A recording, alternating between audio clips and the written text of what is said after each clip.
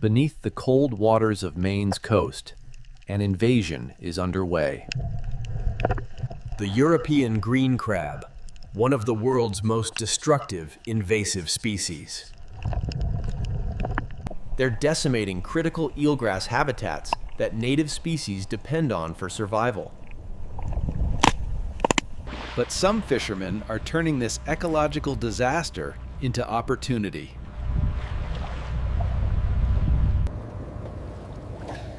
Been fishing these waters 30 years, never seen anything like these green crabs. Here we go, let's see what we got.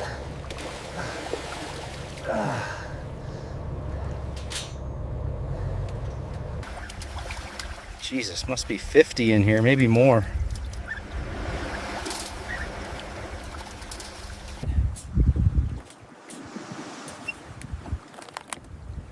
Look at the size of this one, beautiful specimen. See these markings here?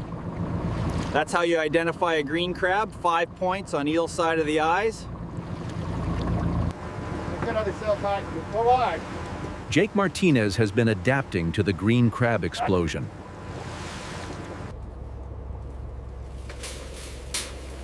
I'm pulling up about 200 pounds a day now. Got to keep the big ones 2.5 inches or more. The small ones go back, but there's no shortage of keepers. Got 12 more traps to pull today.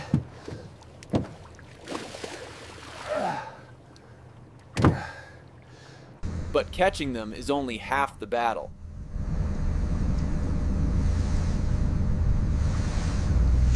Time to head in, see what we can do with these.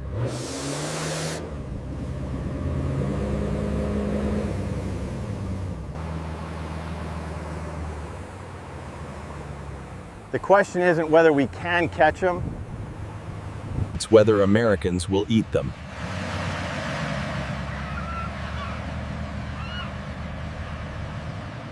That's good, tie her off.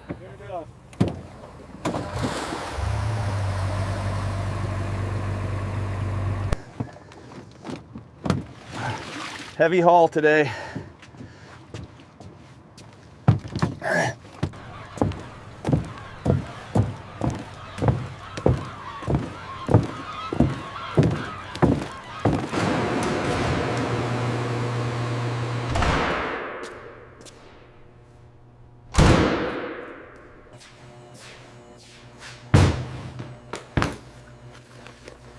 All right, let's see what we can make happen here. Jake, good to see you again. I'm Silver Lucas-san. Let's take a look at today's catch. Perfect size. This is exactly what we're looking for. I'm a marine biologist with the University of Maine.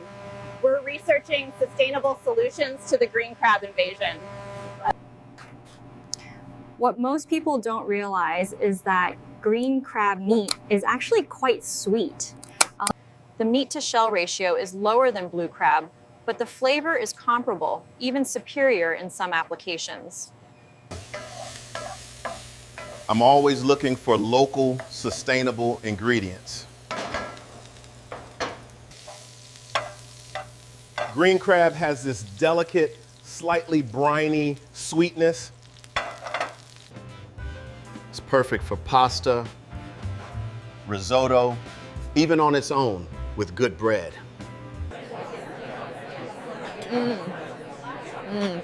I've never tried green crab before. Is it really any good?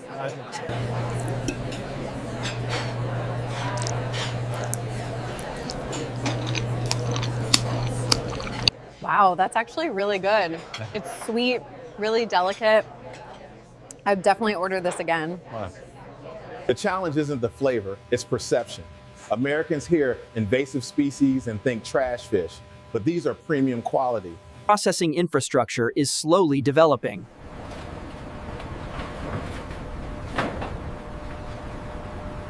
But scalability remains a significant hurdle.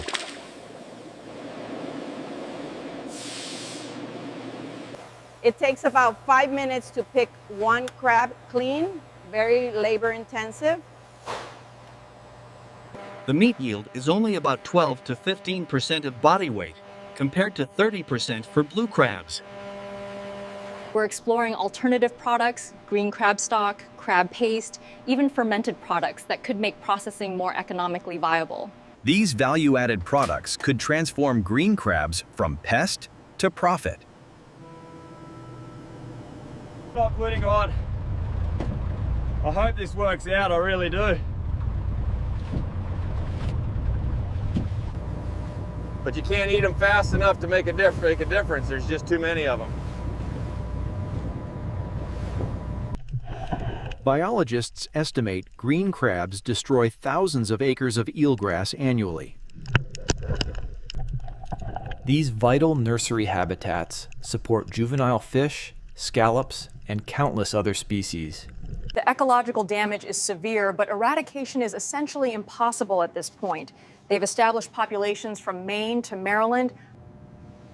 Green crabs have spread across 4,000 miles of coastline in less than 200 years.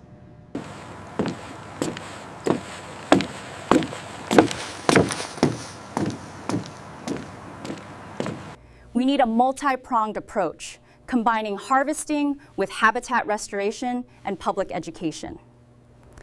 We fishermen, we're willing to do our part, but we need better prices. Right now I get 40 cents a pound, that barely covers fuel. I run a seafood distribution company. The issue is consistency of supply and meeting health regulations for a new species.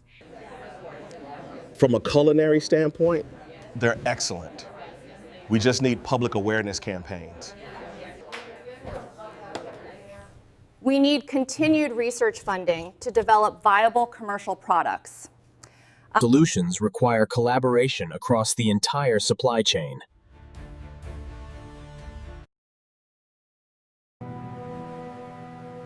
The Gulf of Maine is one of the world's most rapidly warming ocean ecosystems.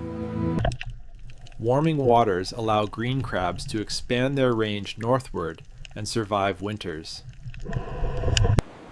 Climate change is making the invasion worse, but it's also creating urgency for adaptive solutions. New processing technologies could improve efficiency and yield.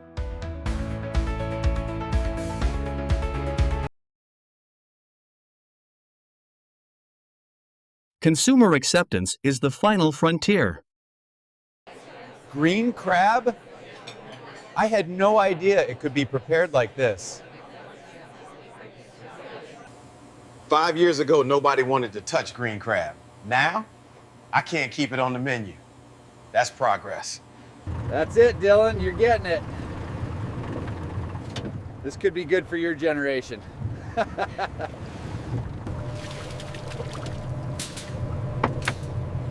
Dad, this one's huge. Think it's worth more?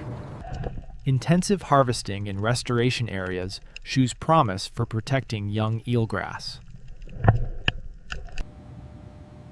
We're not going to eliminate green crabs. That ship has sailed.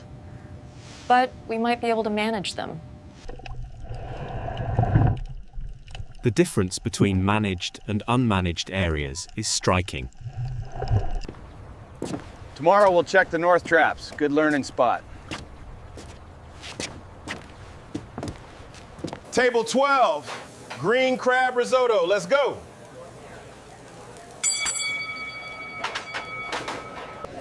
Building a sustainable green crab industry requires unprecedented cooperation. Consumer education campaigns are changing perceptions. Social media has embraced the Invasivore movement, celebrating green crab as ethical eating. Don't be intimidated. Green crabs are easier to prepare than traditional blue crabs. The goal isn't eradication, it's balance.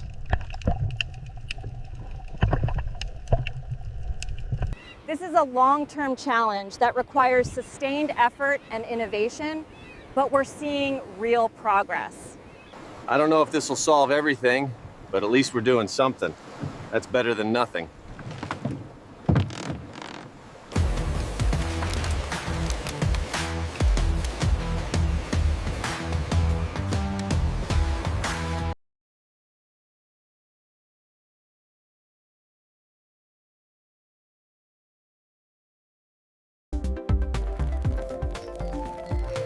Annual green crab harvest has increased 8-fold in 5 years. The key is treating it with respect, like any premium seafood.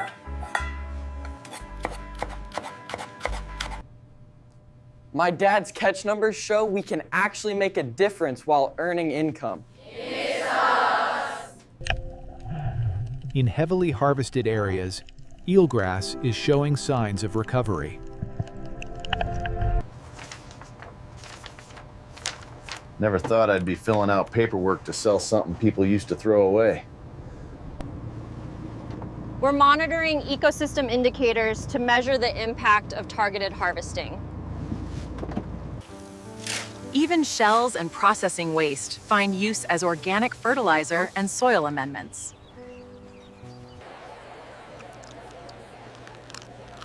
This is actually really good. It tastes like regular crab.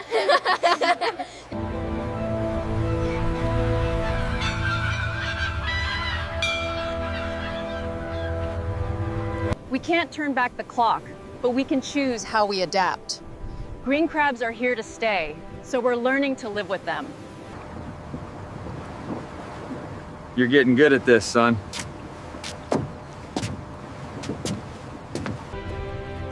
The goal is coexistence, not conquest.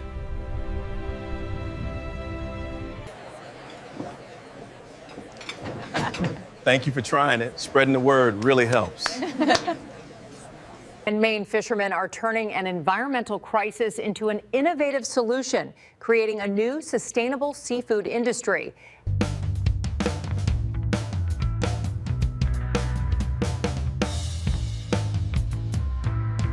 It only works if we all stay committed. Hey, one problem. Hey, just go back. The invasion continues, but so does the innovation.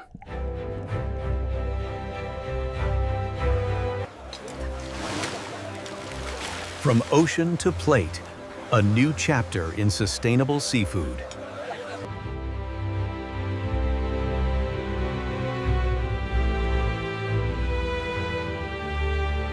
The ocean's challenges are ours to meet, and sometimes the solutions are right in front of us, waiting to be harvested.